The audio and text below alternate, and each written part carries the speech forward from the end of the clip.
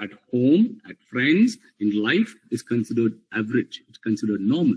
You've got to be above the average. That is what is considered as the new normal in today's world. All right. Now, how do we do that? Speaking about all of these, how do we even do that? There's a term called creative excellence. You always got to think about doing that. How do we go about doing that? There are multiple ways of understanding this. There are multiple ways of doing that. But then there's one easy way that I always talk about, which is, can employees get this done so easily? Definitely yes. Creativity in the workplace is all about transforming new, innovative ideas into reality.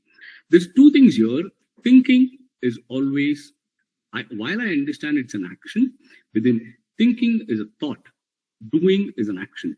That's the difference between a person who thinks and who probably thinks about it and doesn't stops at thinking and does not create it further. Now that's the difference between a person who succeeds and who does not succeed. Life is about doing something. Life is about living. Life is not about thinking. You don't stop there. So that's the difference. So creative employees, I include managers here when I say about team members, anybody in the team, being it a leadership, being it from the from who does day-to-day tasks, who the middle management, the supervisors, everyone. Creative employees and managers always need to identify, ask questions, get with people, collaborate with people, and do things. Now, how do I do that? More or less, you've got to be doing that by starting to experiment. Always have a lateral thinking. Cultivate an environment of creativity in the workplace. Help teams, departments, and companies find innovative solutions and generate new ideas and concepts. This is what is about creative excellence. So definition of it, quickly paraphrasing, creative excellence is about transforming new, innovative ideas into reality. How do you do that is what we're going to see over the next few minutes. But before that, there are a few things that you've got to do, which is three words I always say: experiment, create, and then always find lateral thinking. These are the characteristics of these three things are very, very important. Now, why do I have to do all of these? Why do I have to do all of these is the question. Life's going normal. Every day I come in, I log in, I do my 10 or 12 tasks that's given. Yes. Yeah, Rudra, I think the session is interesting, but here and there I have few questions in between. Yes, I mean, the topic as you're prolonging. When you're talking about the creativeness, right? The people have to spend the time on the skill or what is. Some may have, how can they define the creativity, no? When the questions comes like, what is my creativity or something? How do you say, like, how do you define creativity? That's the question. Yes, you can define creativity, right? So, see, this is what it is. When we'll talk about it as we proceed. This is what it is. Now, we are doing something, there's a protocol to be done. There's A has to be done first, B has to be done second, C has to be done third. Now, thinking creative is, how do I do A differently, B differently, C differently? That's one way of doing it. The other way of thinking is, why should A come first? Can I go ahead and start off B while I'm doing A itself? Right? Do I stop for A to be done and then do I get into B? So these are the steps that we always think about lateral thinking. That's where it is. Okay, got it. Yeah. All right. So now talking about multiple. Why do we have to do creativity at workplace, right? So because I come in every day, I log in every day, I do the 10 or 12 things that I have to do. I go back home. Now, you can be doing 100% of what is given on a day to you, but then does that really inspire you to come back to work tomorrow? Meaning, in simple words and terms, that's probably of the 80s and the 90s kids, right? Today's world, the Gen Z or the Gen Alpha may not really resonate with this word, motivation, right? Does it motivate? But the different word for that is, in Gen Alpha or Gen Z is, does it give you a vibe to do that? Yeah, that's what it is. That's the difference. Probably the word is different, which is motivation and vibe, but both are the same thing. Does it give me the vibe to do it? It doesn't give me the right vibe to do it. It's probably what I would hear from the 2K kids or probably the Gen Alpha, the school going kids right now. But then what's the term for this? For the 90s kid and then probably the Gen X, which is the millennial and the Gen X is, am I motivated to do this? Right? So you inspire motivation for yourself, which is called the self-motivation. Now, are you happy about coming back? Two questions every day you ask yourself. Are you happy about the way you did your work on that day? The next day morning when you wake up, you ask yourself, am I happy about going back to work today? Am I going to enjoy work? Do I get the same vibe? Yes, you're going to get the same vibe if you really make your work creative, and then you will not be feeling the boredom at work. You'll not be feeling monotonous at work. You'll not be feeling repetitive at work. That's the reason why you got to be creative. Now, what does it mean? It's about having the freedom to perform tasks creatively can help you feel more motivated to complete your work. And it's also not that it's about myself. It's also about the team that I encourage creativity. It's a habit. And other employees who's around you, your team members may feel the same motivation, which can lead to improved outcomes. That's where I start from. I always start from self. So I talk about myself being motivated to do things differently. Now, as I said, let's pull a couple of words from there. Being monotonous, being repetitive, or something that is going to increase my stress. Now, using your creativity can help you think freely without constraints. Often, the creative process can help you reduce stress, which can boost your productivity and improve your happiness at work. Happiness quotient is something that is always, it is probably tangible, but then that can be measured by how you feel at work. If you come to work every day and you say that I got to give 100% quality, customer satisfaction at 90%, and then productivity at 95%, and then my attendance at 80%, this is your TMAX score, right? But then are you going to be really, when you feel that you're not happy at work, this will look like an Himalayan task. It is mammoth. But if you feel that you're going to be enjoying work, which is one of the ways is to do things creatively, then you feel these are accomplished on the way of you executing your job every day. That's what it is. Okay. Now, also one critical thing that let's talk about serious business here, right? What do we do for work here? What do we do for these two things are for myself, right? I inspire motivation, I reduce stress. But what do I do for my process, my project, my work? I promote better problem solving. Okay. When you're using your creativity, you can think critically, you can create, in a way you can ideate, you can also explore different solutions to complex or challenging problems. You got to, a creative workplace always promotes better problem solving methods to find efficient solutions. This is what's in it for the project, the process, the organization. Now, what again for the organization? Creativity encourages you to collaborate with others because conflicts arise when you got to work in an organization, in a team. Now, you will always find collaborative approaches for it. Now, do you want to compromise? No, I don't want to compromise. But can I collaborate and find a win-win situation? Yes, this is one of the way to do it. How do you do it? Brainstorm innovative concepts or processes.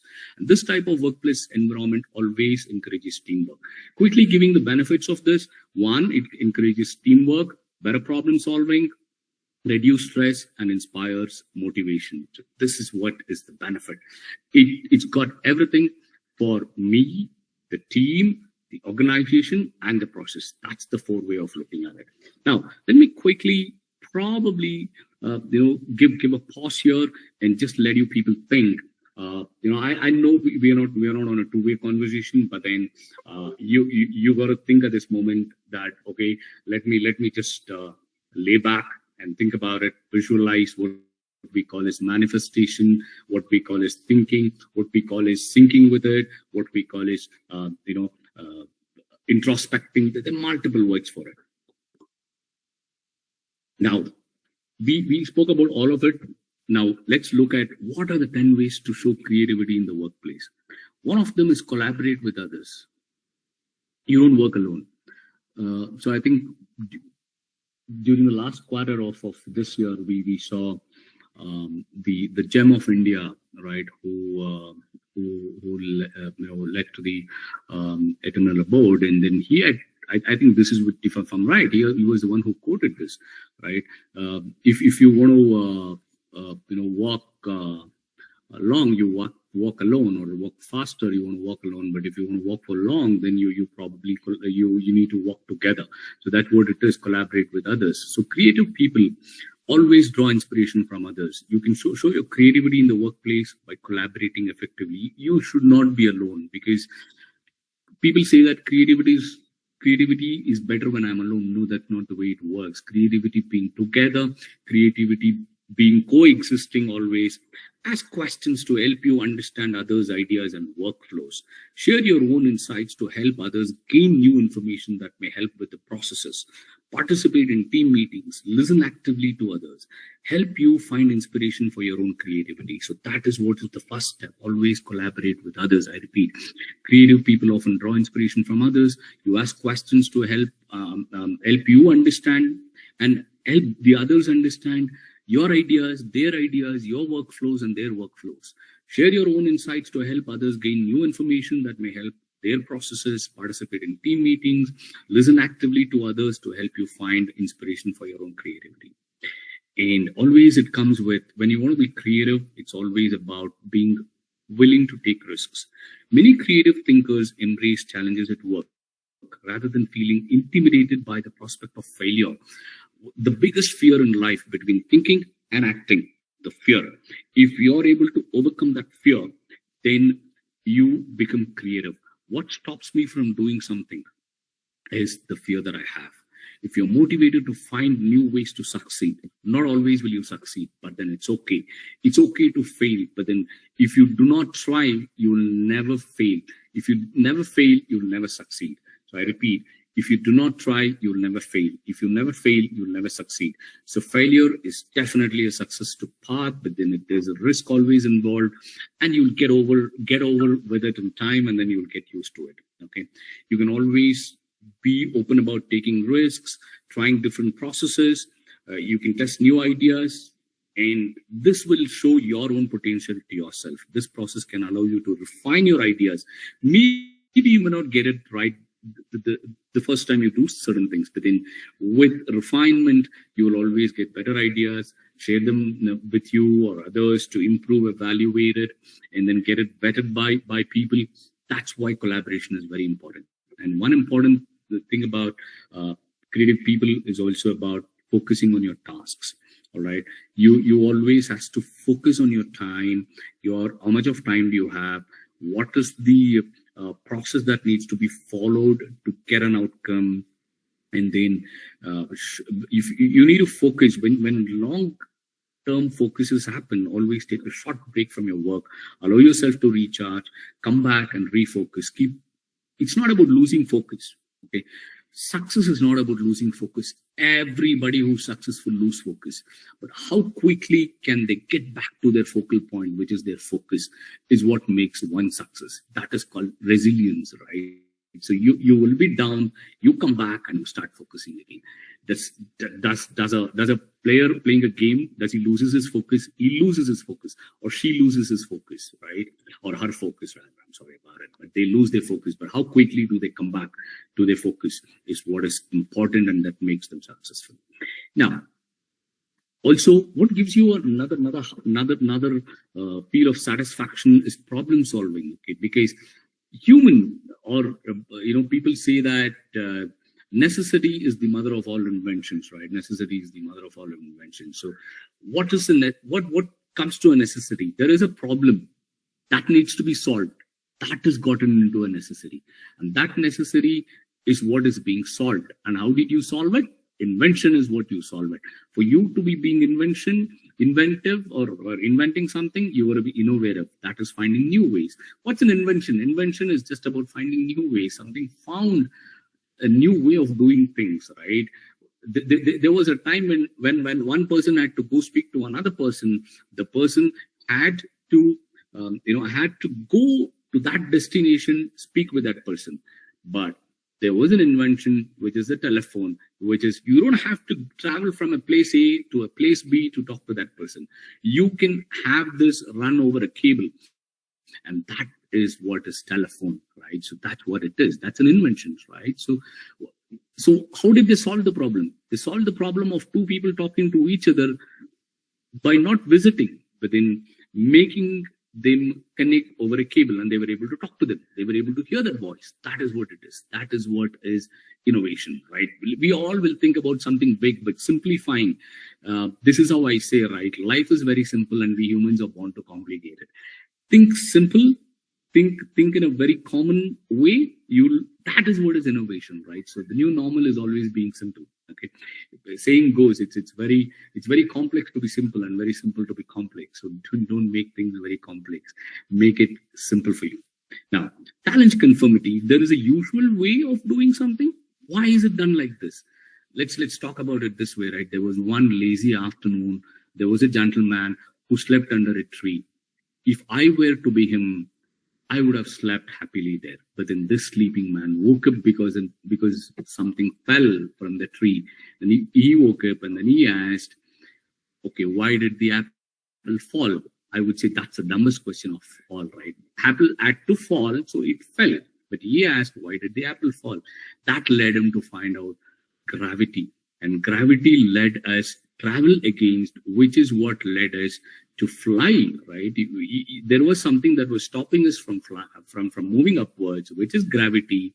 Then he said, okay, there's a gravity, and then let's probably, if we need to move against gravity, then we need to fly. Then there was a flight. That's about it, right?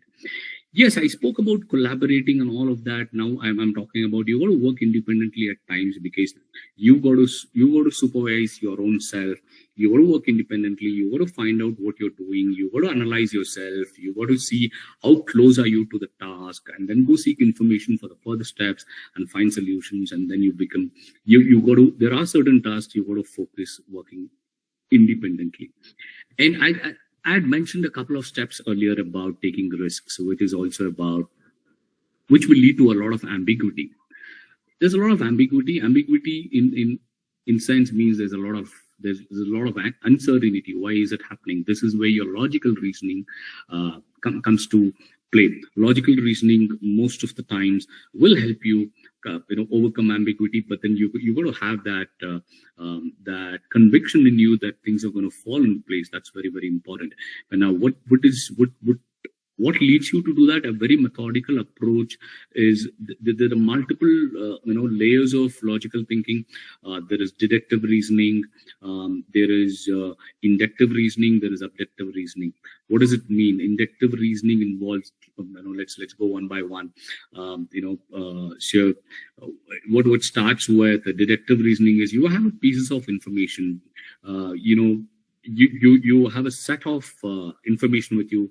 You deduce reasons with it, right? And then inductive reasoning is there's a lot of conclusions, patterns, and observations you see. In that, you go ahead and make your decisions based on that. Objective reasoning involves informed guesses based on incomplete information. There's some piece of information, there's something that's not with you, but then you can go ahead and use that, right? So this is what you fill in with when you reach ambiguity. Now, after that, you got to pay attention to detail is one way of achieving creativity, because every detail, as I said, why did the apple fall is paying attention to detail. It fell. If I were to be him, pick the apple. I'm not sure if I would have washed it or not washed it. I wouldn't have found water, take it, have it, and throw the seeds off, and then I would have just walked. It's helpful to create lists so you can organize your thoughts. Write. People talk about writing your own work list, or what we call in your own inventories of work and all of that. So that is what is very important. This attention to detail can help you identify areas where you probably were, where what actually should be applying your ideas, or where you should be not really concentrating, where should you be actually focusing, right? So that is what is important. And always one thing, right? So people, we don't like to be told. The biggest I wouldn't call it drawback or a trait in every human being is they do not want to be told what has to be done. I do not want to be told, you do not want to be told, and that is exactly why we have a difference of opinion. But then value others' opinion. Why would they be saying so? It's okay to disagree, but then it's also okay to agree. That does not make yourself anything less in life. It's a trade. It's people say, right, you're not open to thoughts. Your parents say that to you, your friends say that to you, you will not listen to me. That's essentially because you are not open to things, right? So you got to be constructive about the feedback received. You got to accept it graciously, take some time to review it, then apply the feedback to future situations. It's always look at it this, right? Human mind is always like this. I do not want to be told what has to be done, but there will be situations which will teach me what I should not be doing. I repeat, I as a human being never want to be told what has to be done. But there will be situations which will come my way where I have to learn from those situations. And that situations can be taught by a person, can be taught by an event, can be taught by an machine, for instance. Can be anything under the sky that can teach me that. It is very important that I learn from the event, I learn from the situation, and I do not take it personally that the other person is literally telling me something. That's what is being open to suggestions, open to listening, and then you want to do something for yourself. It's such a great thing that you want to do. And having all of these, applying constructive feedback, applying openness at work, attention to detail, dealing with ambiguity, working independently, problem solving, with all of these, one important thing: be what you are, because this is called, you got to have a strong work ethic. Do not find shortcuts about anything. When you're being creative, when you're wanting to foster creativity in the workplace, it's important to have a strong work ethic, because you cannot find shortcuts and say that you're creative. No, you don't do that. You always put in your sincere efforts. It's okay to accept that this didn't work. All right. It's okay to say that, yeah, maybe I'll have to find a different way of it. There's this saying, right? Even before I think this probably goes back to one of the inventions that was done by a scientist. He said, I do not find, what I did, I found this at the 1001th time, but then I learned 1,000 ways of how not to make it work. So that is what is learning all about. So this is what is about. These are the 10 things that I see, that shows creativity in workplace. But let's all take a moment to regroup our thoughts about what we have heard about right now, because I'm going to talk about something which is very, very important. There's a logical way of how you think. There's a logical way of how you apply that. Okay.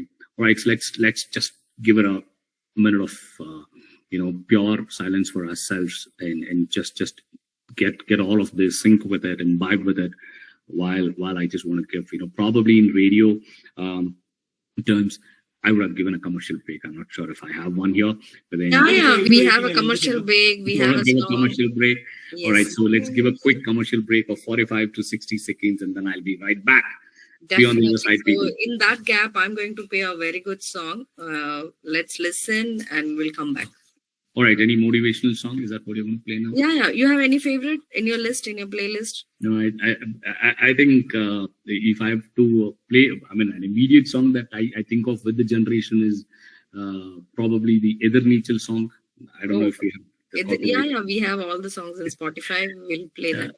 I think that's kind of I like that, right? So it's all about succeeding and all of that. So I like that. That's one of them.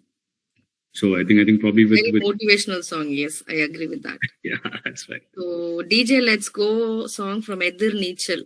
So எனக்கு தெரியும் நீங்க பாடுவீங்கன்ட்டு DJ, ஆனா பாட வேண்டாம், பாட்டை play பண்ணிடுங்க.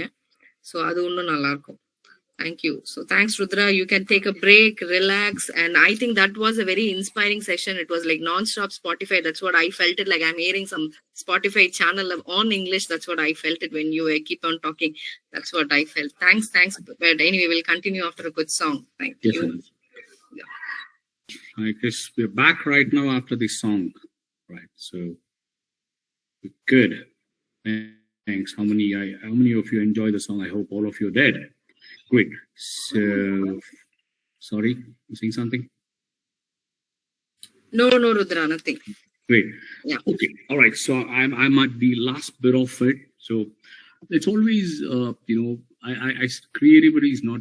Yes, definitely. It starts with thinking.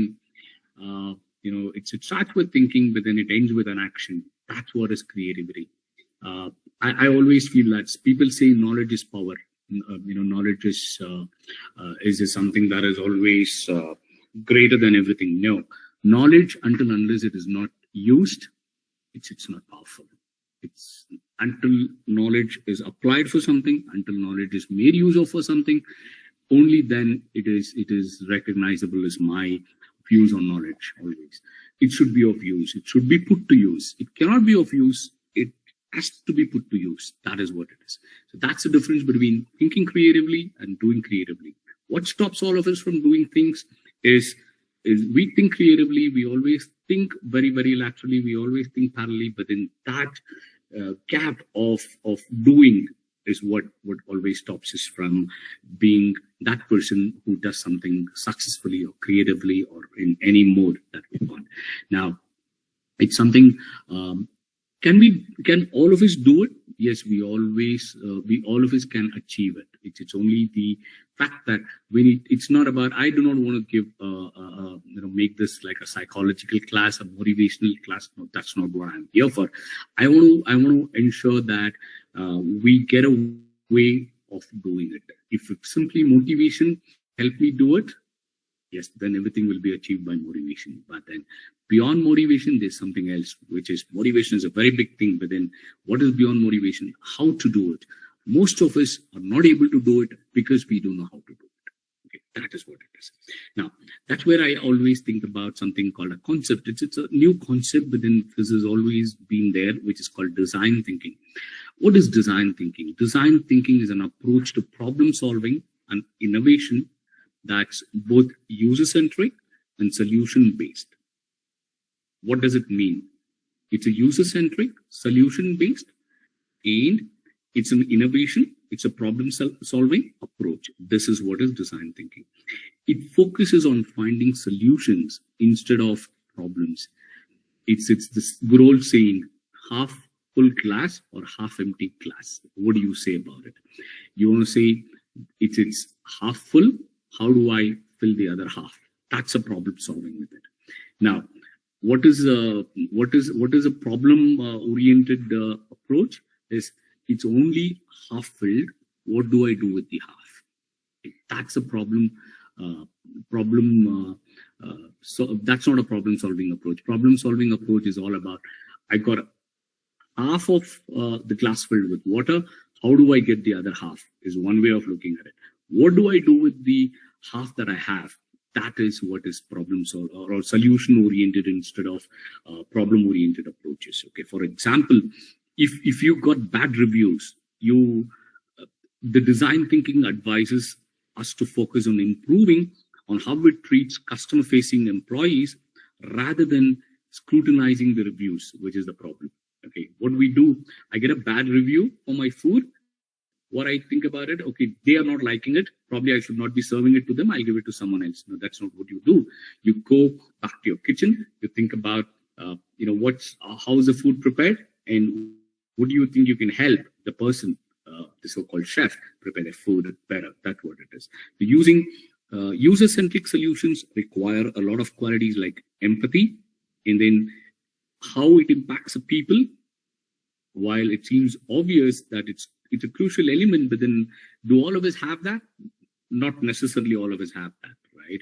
People say there's no room for empathy in business. No, there's always a big contributor in terms of empathy under business. That is very, very important. You succeed because of how you make a customer feel.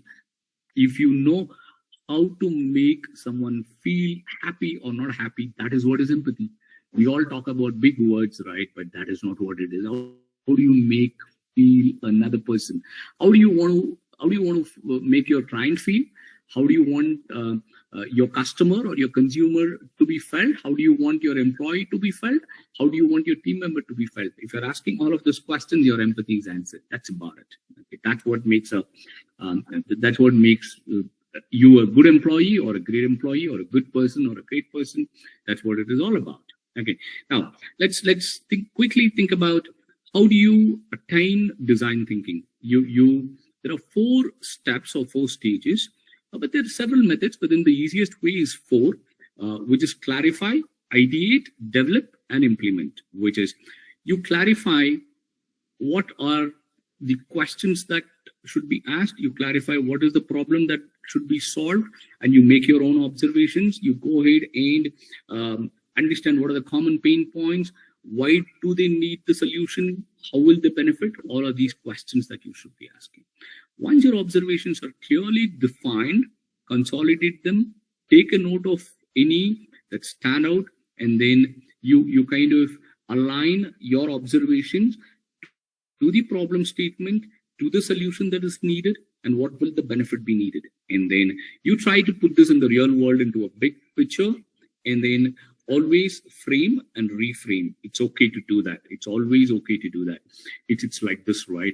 You know you got to reach a destination. You're going to be driving over the night to reach your destination. Now, it's okay to gather as much as information you have. Which road is going to be right? Which road is not going to be right? Where do you have a pit stop? Where do you have a restaurant to stop? Where do you have a pullover? Think about all of these. And then it's okay to overwhelm with information. After that, focus what information is needed for you to arrive at the destination. That is what is clarifying stage. Once you have a right definition of everything, then you ideate. What do you ideate? What is about ideating? Ideating is always about how do you solve this problem?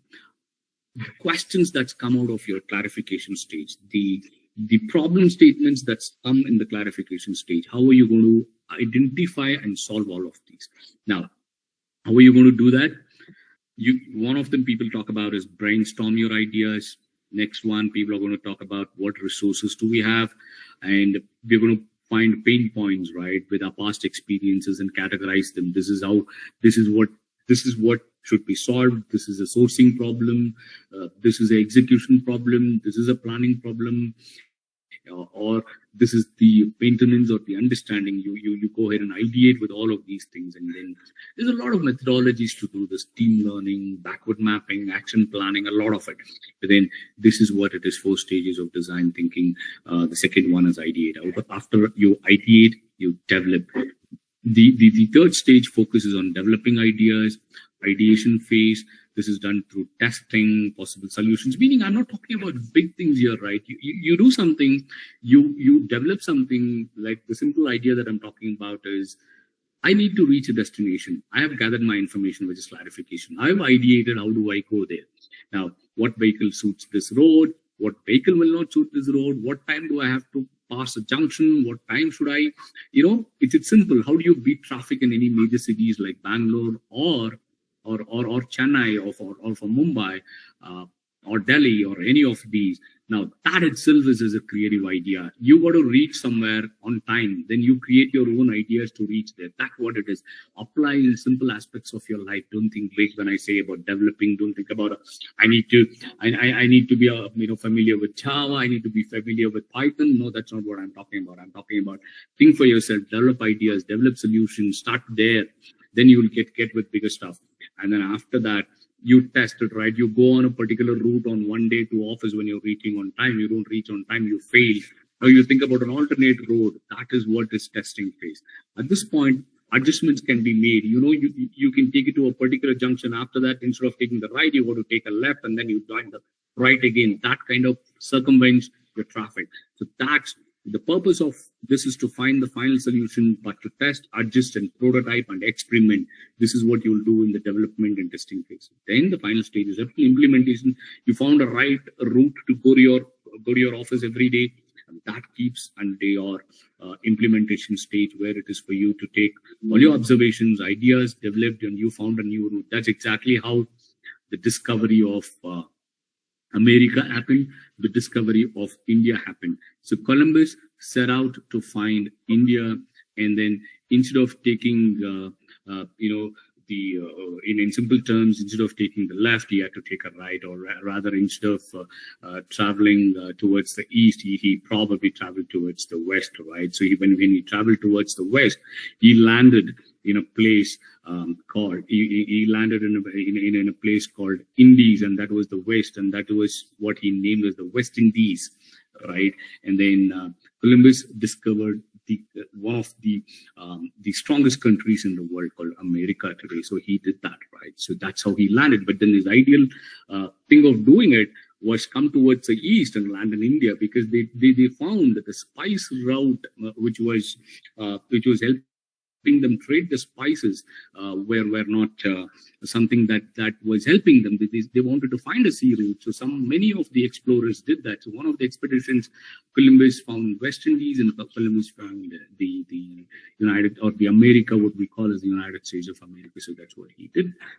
So he discovered that there. So, but then the other person who set out to do this turned correctly on the east, and then he found a piece of land which was in the tip of South Africa, called the Cape of Good Hope. And then from there, he said, okay, let's go further east, and then he landed in Kozhikode in 1498, and that's what he did. And so from there, we evolved to have a sea route, of a spice trade route, and all of that, and that's what actually happened. So this started off with an idea of finding a new route to trade spices. That's what history has taught us, and today also it will, with all the technologies we have. Those were the technologies that day it was available. With all the technologies available today, you find a new way to do it, and you'll succeed. And that's what it is all about.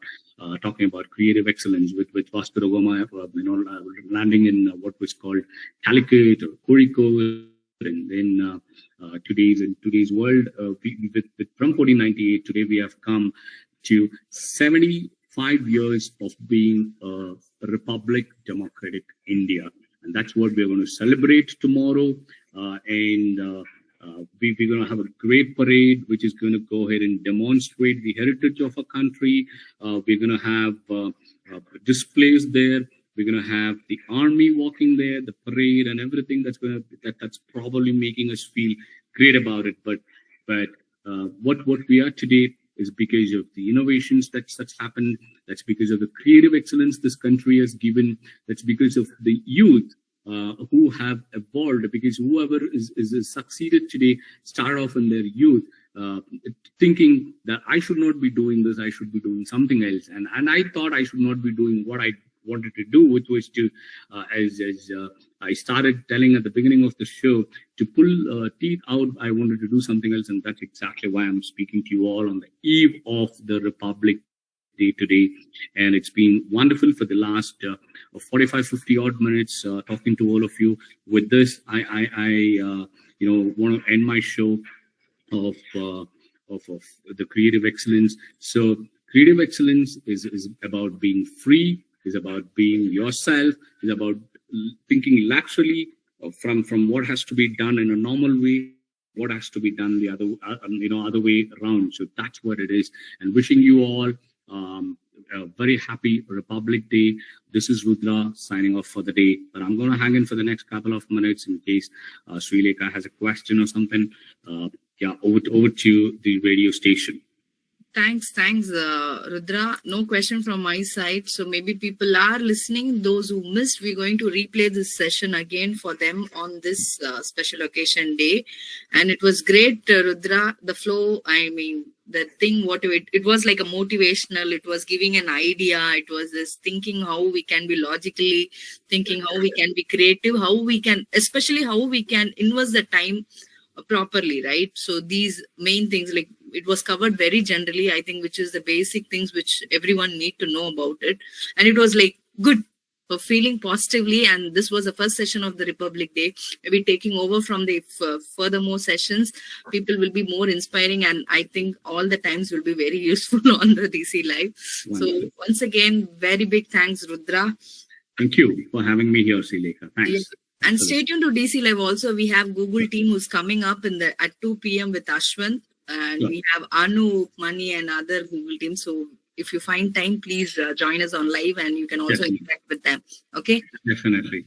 So thank you all listeners for listening and tuning in today. Probably I'll be back sometime and I will also you're waiting. Something else. Okay. Thanks.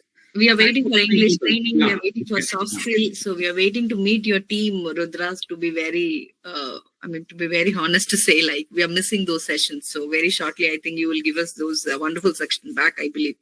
Sure. We can do that. Okay. Yeah. Any good song? Any good song you want to? I think on the eve of this, I want you, let's say we want to listen to an English